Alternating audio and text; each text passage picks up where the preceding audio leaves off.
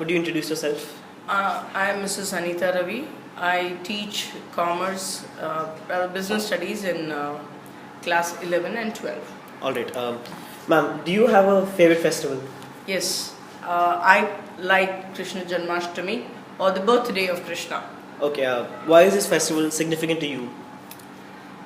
Krishna is a very important part of our life as a Hindu, and apart from it, I like his teachings in the form of Bhagavad Gita, and I find that he is a man, rather the ideal form of him has got a lot of charisma, and his teachings are very, very significant to our day-to-day life. So Indian culture is deeply moved, as in it plays a huge part. Krishna plays a huge part in Indian culture. Obviously.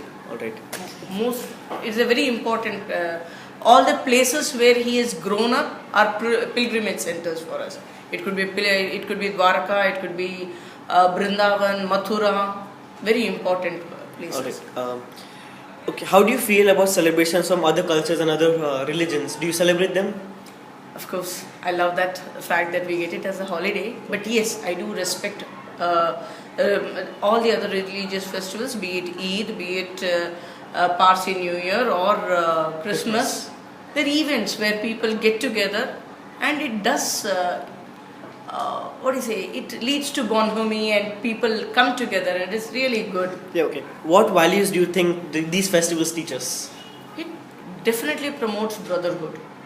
People do exchange gifts, they meet each other, and especially I am old school, I hate the modern Twitter and other culture. This at least brings physically people together. Alright, so it again emphasizes unity. Yes, definitely. It gets people together, definitely. How have festivals, at least celebrating festivals, changed since you were a kid to as they are now? Okay, it was lot of your mom making lot of sweets, and it was a very big event when we were young. Mm-hmm. No TV, so definitely we would all be looking forward to it. We would all be geared up for that day, and wearing good clothes early in the morning, getting up early, going through all the things, most probably visiting even temples. Yeah. And putting that rangoli, or you have some art in front of the house. Yeah. And all those things, lighting lamps and cleaning the house, all those activities definitely have gone for a toss nowadays, and there's a lot of short circuit.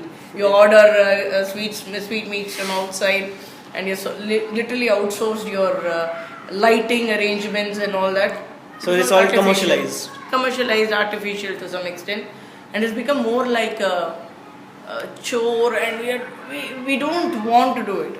So we're lazy now. Huh? We're lazier now. Much more lazier. Okay, ma'am, you chose which festival again? Krishna Janmashtami. Traditionally, how is that festival celebrated? Okay, it is the birthday of Lord Krishna. Okay, and we regard him as a small baby who just literally toddles into your house. He walks into your house. So I am a South Indian from the south of India.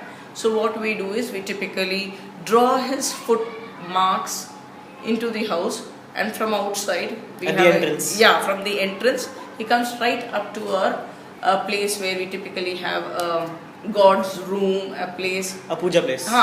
More like an altar. Okay. So he comes, we place him there, and then we place an idol of his, and the Krishna idol is placed in a cradle, and we decorate the cradle, and we make all the sweet dishes that he would love, and lot of fruits, and then we chant his 1008 names, and afterwards obviously have a great feast. Yeah. And share it with everyone. Sweets more importantly. Very important. All right. Very, very important.